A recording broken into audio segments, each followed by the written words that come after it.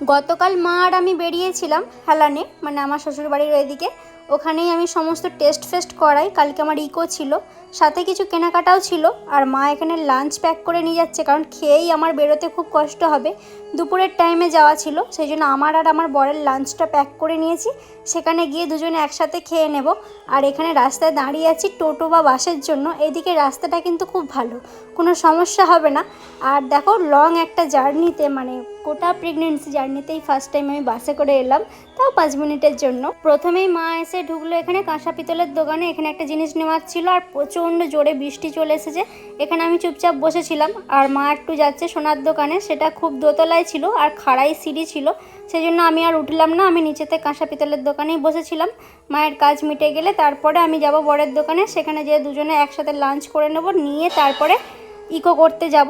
মা তারপরে বাড়ি চলে গিয়েছিল, কারণ অতক্ষণ বসে থাকলে মায়েরও হবে না। সামনেই আমার স্বাদ আছে, তারই একটু একটু করে প্রস্তুতি চলছে। আস্তে আস্তে তোমাদের সঙ্গে সব কিছুই শেয়ার করব। টাটা।